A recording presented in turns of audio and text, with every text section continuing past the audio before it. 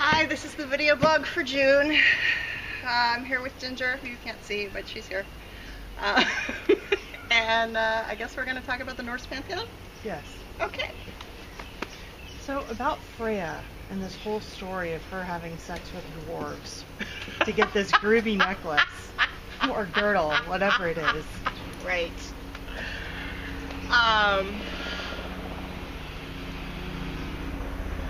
So all of the mythologies from all of the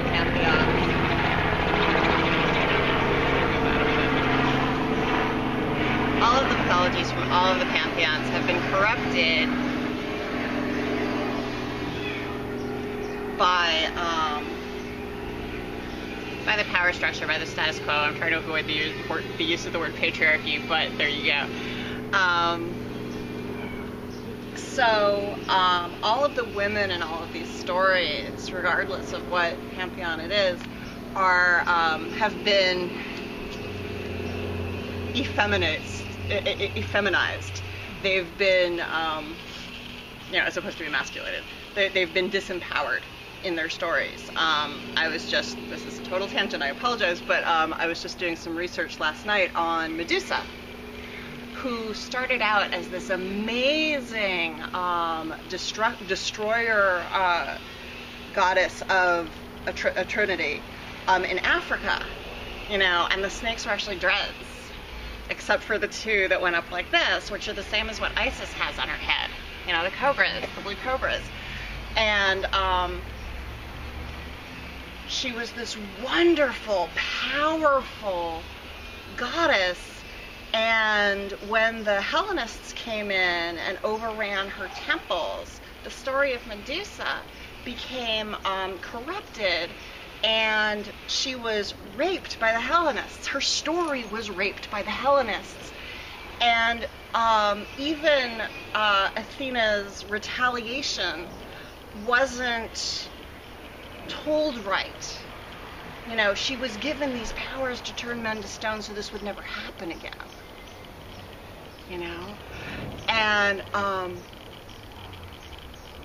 And she was made ugly so that the men wouldn't look at her, so this would never happen again. And when her head was cut off, her power was cut off and given back to Athena, her goddess within the Hellenistic thing, they were an unstoppable partnership. So it wasn't Athena was one of the bros and punished her for being beautiful, and her power originally was she was this amazing African goddess. So anyway, back to Freya. The way the story gets handed down these days is, again, effeminized.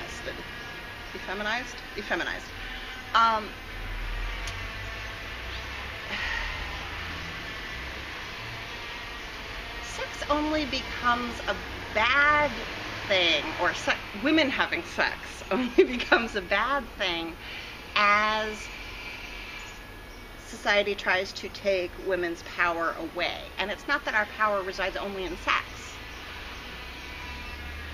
but it is part of our power because creating life is part of our power. So, in today's society, we talk about Freya having sex with dwarves to get something, and it's looked at a little askance. But what she's offering them is a union, a partnership, and part of her power. Our connection to our power. So men's center of gravity is at their shoulders. Women's center of gravity is at their hips. Our power is very earth-rooted. Dwarves are earth beings, and so she is creating a partnership, an alliance with them, and sharing some of her power in return for a power object. And it is in the sex that that object is empowered. So it's not, prostitution, and it's not, what's the word I want? Not bribery, the other one, extortion. It's this act of working in partnership with the Norse to create a power object. And you rarely hear about masculine deities working in concert to create their power object. Their power object is gifted to them, or is part of their inheritance, or is part of a prophecy. Whereas women, when they receive power objects in these various mythologies, are co-creators, because we are creator energy. Does that help? Yes. Okay. What else you got? And this groovy necklace, and you said it's a communication device. What is Brisingamen? So,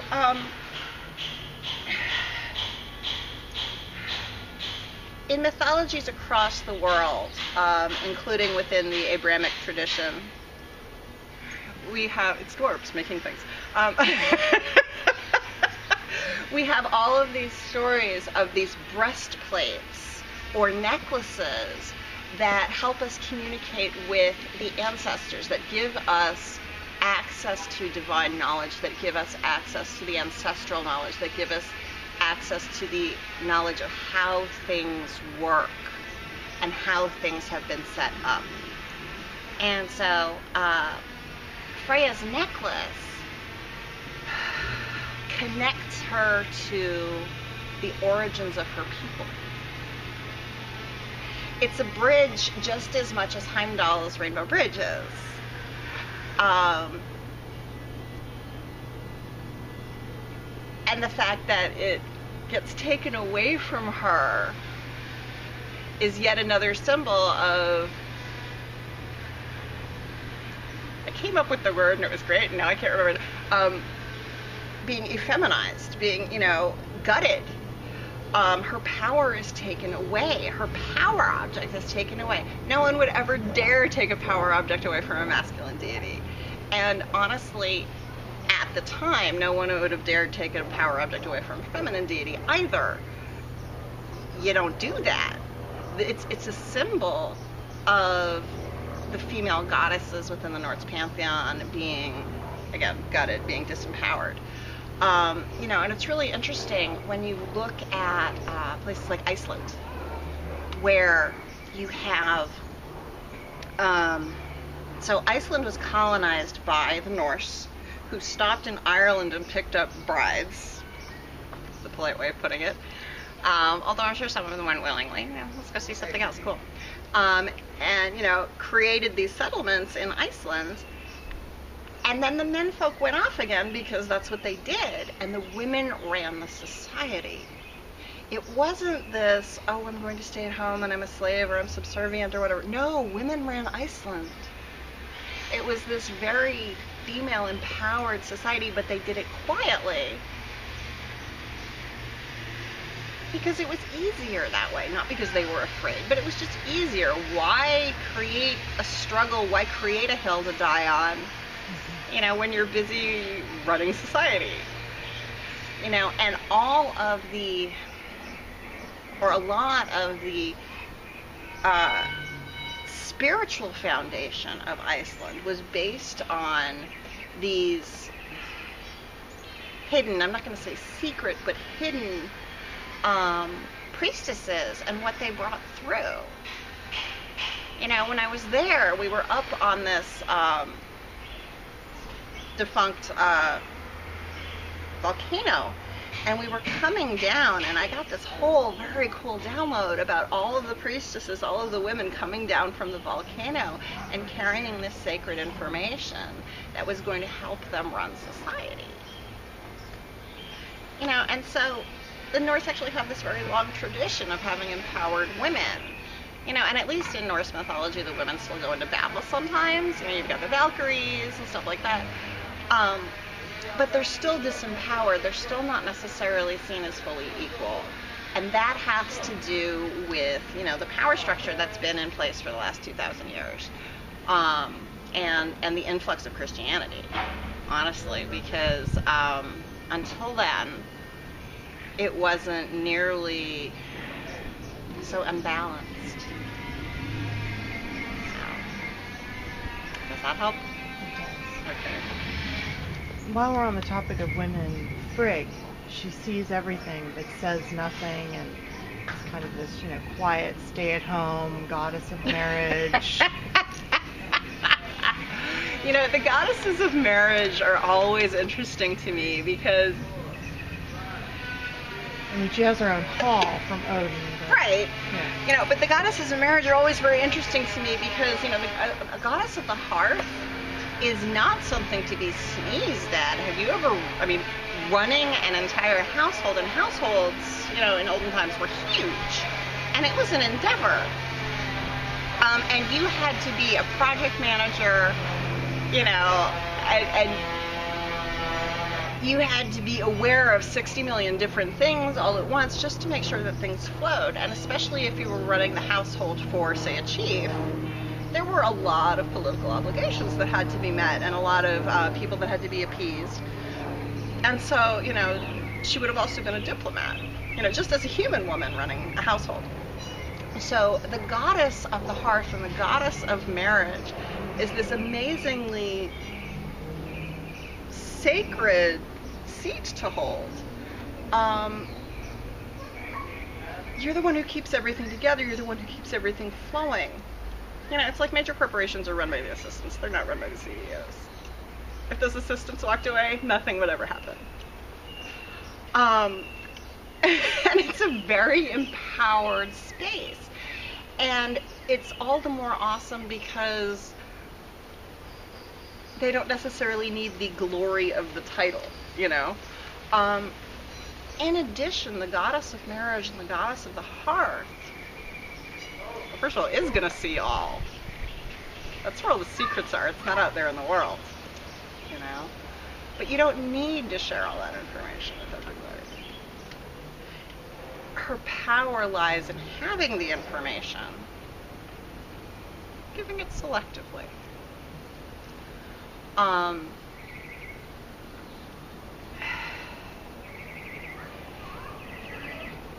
And in order to maintain and perpetuate your people, you have to have strong partnerships.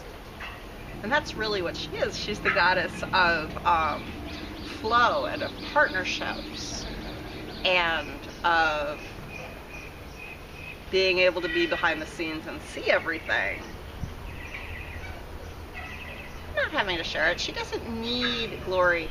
And there's so much more power to me in being able to have all this power and all of this information and not having to share it with anybody. I don't need the accolades, she says. I have the information. If you want the information, you may want to be nice to me.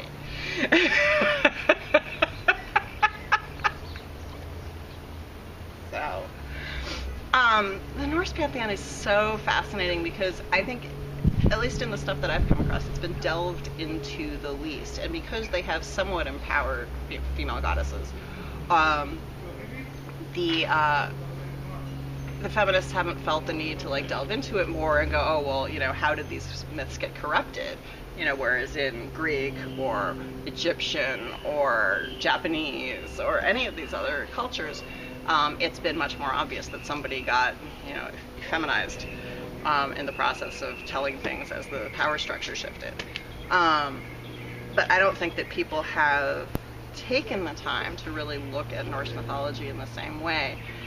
And yet they're doing themselves a disservice because there's something incredibly powerful, more powerful than people already think, about the equality that existed pre-corruption within the Norse Pantheon.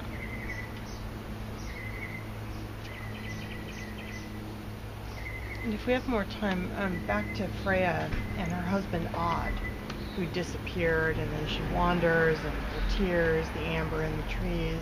But then she also has the keys to the larder, so she's considered, a lady of the household like Frigg is. Sure. I mean, do you see them, some people feel that they're really one goddess, and others feel they are separate? They have very similar energy for me. having said that, I mean, like, one of the groupings that I channel, I just call the council, and sometimes it's 7, sometimes it's 14, and they do this. They sort of, their energy breathes out and they seem to multiply, and then they contract again. Once you get into discorporal entities, you may be looking at more of a 2 halves of a twin flame sort of thing. Maybe that's not the right words, but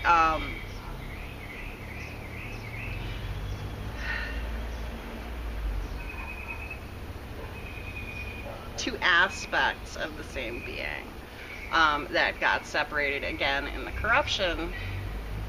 I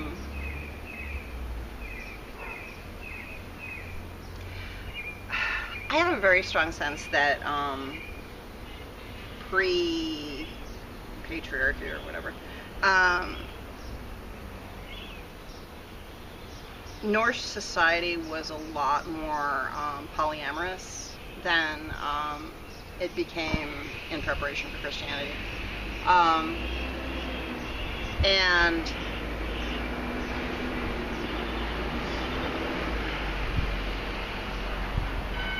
I get the sense with a lot of these goddesses that they had, obviously, Freya works with, 4 dwarves, I think, to create the breastplate.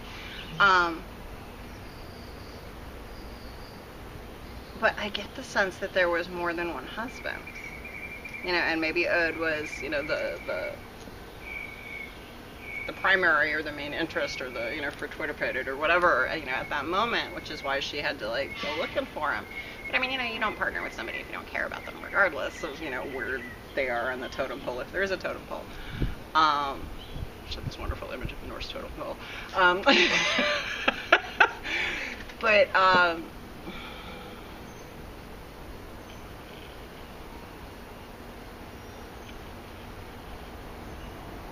I do think that partnerships were different then. I mean, people would household together. And I think the reason that the Vikings chose all of these volcanic and strong earth energy spaces in which to settle was really about how they viewed partnership, for one. So Iceland has, it's pretty much all geothermal. And they the people today spend most of their time in hot springs. Like, that's what they do for fun. They go and they hang out in hot springs. So instead of going for coffee or hanging out at the mall, they go to the hot springs. Everybody just kind of goes to the hot springs, and they're all sitting in sulfur water all day. Sulfur is what you use to cut relationship attachments. And so their sense of relationship is one of the cleanest I've ever seen, because they're always just kind of cutting those attachments away. And it's not that they don't stay in partnership. What happens is that they stay in partnership for longer because there are all these weird attachments that come from the ego. There's something that happens in all of these volcanic places where a relationship has the opportunity to be cleaner. And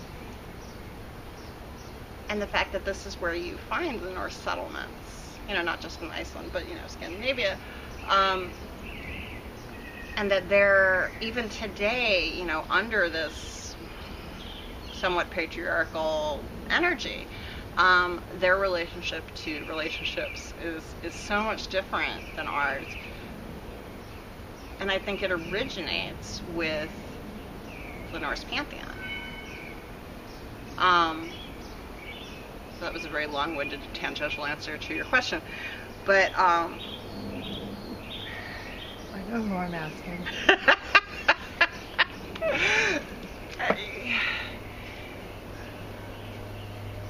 Yeah, I do think they may have been the same being originally. But possibly not. A lot of the women in Norse Pantheon have similar energies for me. And I think that, you know, simply speaks to, this is what the idea of a Norse woman was. You know, and this was the energy that they carried. And it's not like they were all the same. Yes, they're all unique and beautiful snowflakes, but just like everybody else. But that they were strong enough to carry this powerful energy forward. So they could have been, I'm not sure. Frigg doesn't step forward for me nearly as much as Freya does.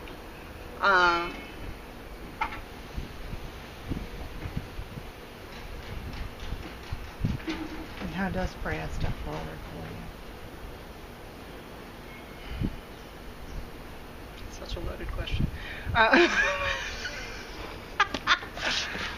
She's just much more communicative, which makes sense. But there's this empowered, I don't know if wandering is quite the right word, but she's not tied to a place or a role. She likes to go out and see things and explore, and revels in the new and revels in the discovery. And yeah, she's just a lot more chatty for me. Frigg's not so chatty, you know, that's part of her thing. You know, I mean, I can feel her energy, I can feel her space.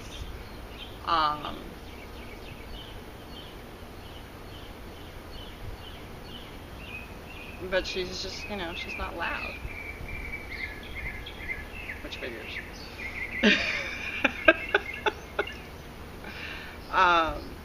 You know, I named my car Freya. And it's part of that, like, that zoom quality of let's go see all the things, let's go adventure, let's go explore, let's go discover. And she sometimes has sort of a lightning flash quality to her for me. Her energy builds and then kind of darts out. I think is the easiest way to explain it.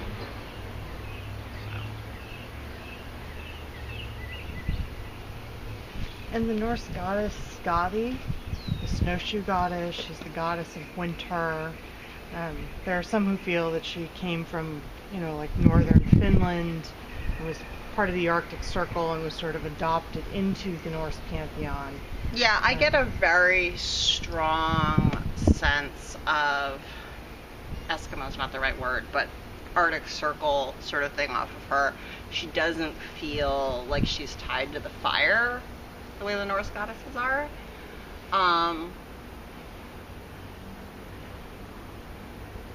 Yeah, she could be Northern Lap. She also shows up in Scotland now, but it's not, you know. Well, Scotland goes fairly far north too. Yeah.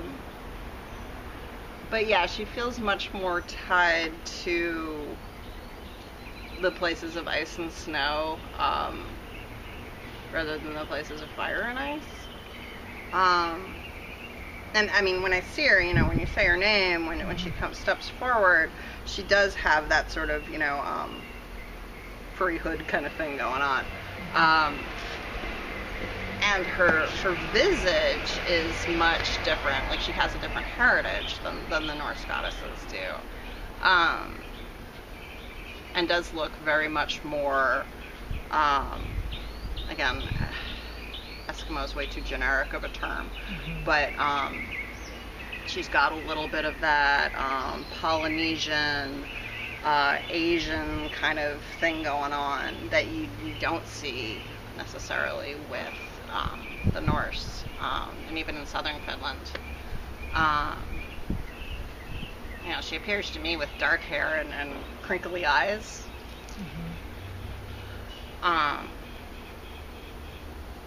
And yeah, I mean, if we weren't, you know, talking about Norse and stuff, I would actually place her up honestly more like northern Siberia. And I don't remember where the origins place of the Lap actually is. I mean, I know they're centered in Finland now, but it feels like there was a migration across that way as well during the Ice Age. So yeah, I don't think she originates. Yeah, we only have a small piece of her mythology, and it's, you know, this warrior thing, you know, asking for the blood price for her father, because Loki, you know, leads to the death of her father. And she's considered a Jotun, a giant, but that could just mean Large presence. Yeah, she doesn't come across as particularly large for me. She seems really, really tied to crystals.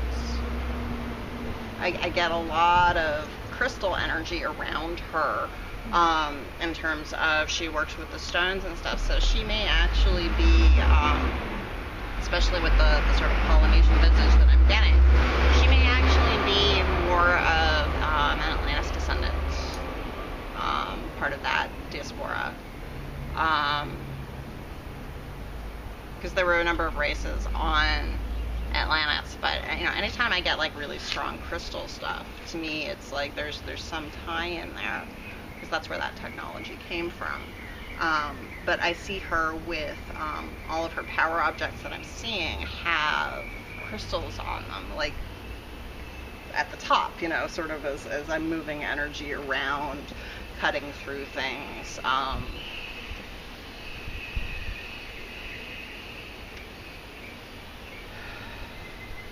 There's very definitely a staff, because there's sort of this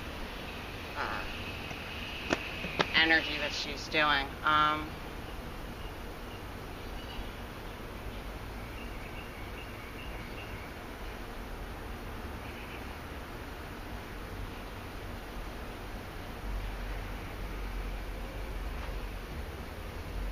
I also see her with a power animal, which looks like a large wolf. And I see her being able to manifest things and work with snow and ice in this very sort of metamorphic sort of way. This may not be the right term, but she seems to be able to get the ice crystals and the snow crystals to do things for her. As part of what I keep saying as her power.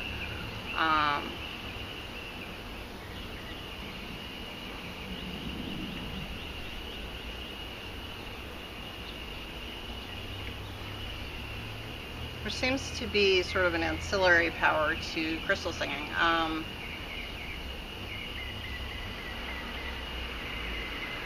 You know, you're just working with smaller water-based crystalline structures at that point.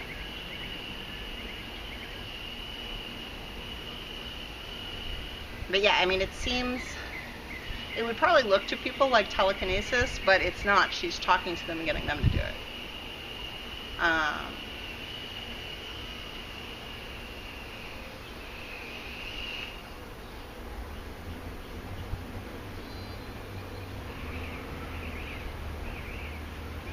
And when I ask, you know, how is it that you do this? You know, what's the mechanics of it? She just smiles and goes, you can do this too. Stop thinking of everything as other.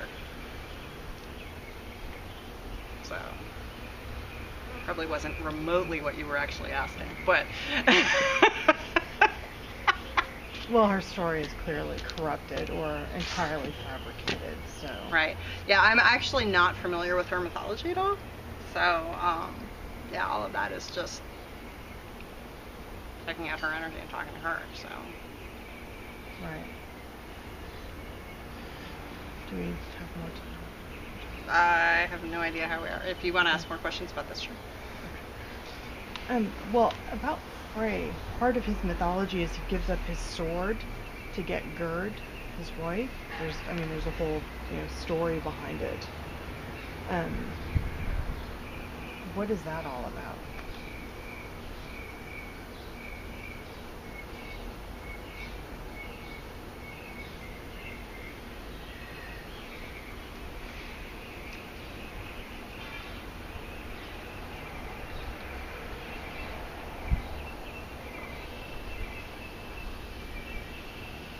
feels like the basis of it is equal partnership and an honoring of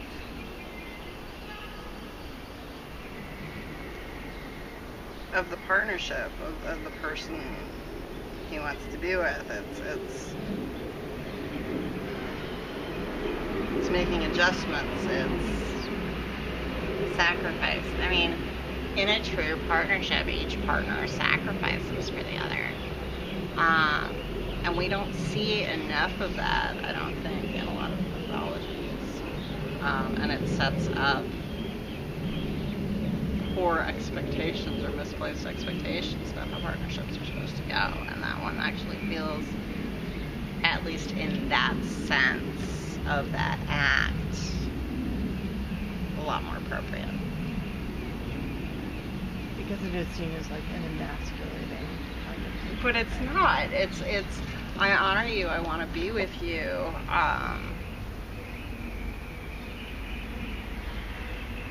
I will soften for you.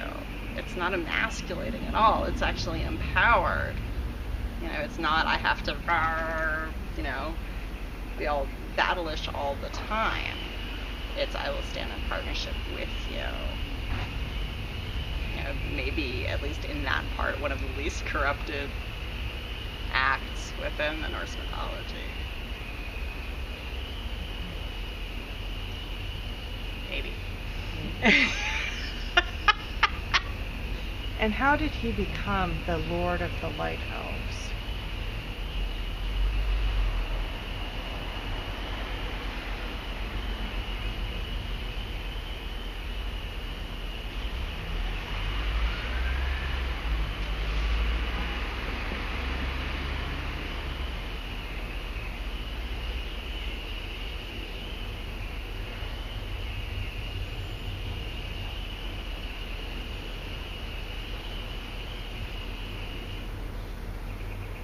Light elves for me have this very interesting sort of earth angel energy.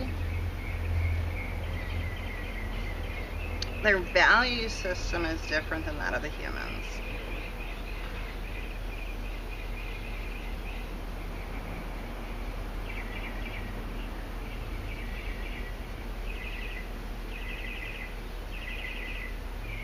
And their power lies in being able to bring the light through.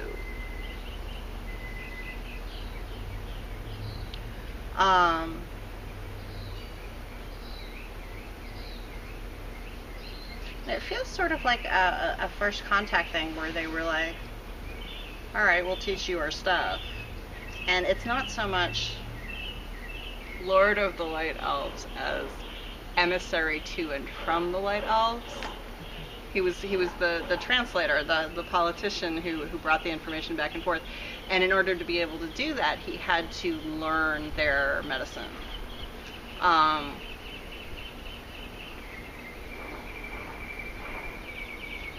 You know, and what happens is everybody just assumes that because he speaks for them, because he's the emissary, that he's the Lord. I don't really see him, from their point of view at least, as a leader so much as a helper. Not that I get a lot of leadership energy off of them to begin with, but that's what that looks like to me. And how does that work back with the Freya energy? It seems like both of them have a strong communication component. Yeah, well, you know, I mean, people partner because they have similar energies a lot of the time. I mean, complementary for sure. You can't partner with the same energy, but having similar interests or similar focus makes for a stronger partnership.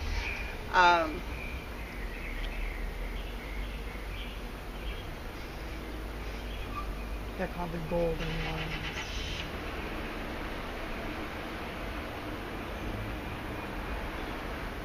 Well, gold is so frequently associated with the throat chakra, which is the chakra of communication and the chakra of how we put ourselves out into the world. It's creativity, it's voice, it's also masks and authenticity.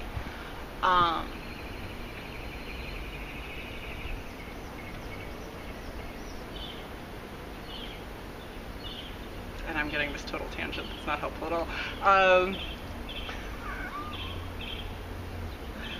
Which has to do with atmosphere and a whole bunch of stuff, and then chakras of the planets.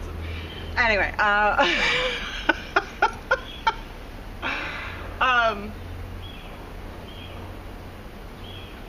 but yeah, they carry strong throat chakra energy because there's that communication, that creativity, that ability to suss out and translate information from other races.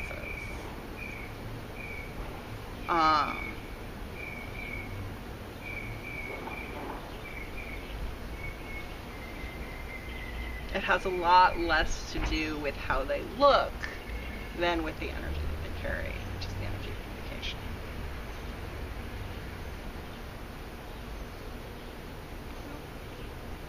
If you want to reach up and hit that button on the back there.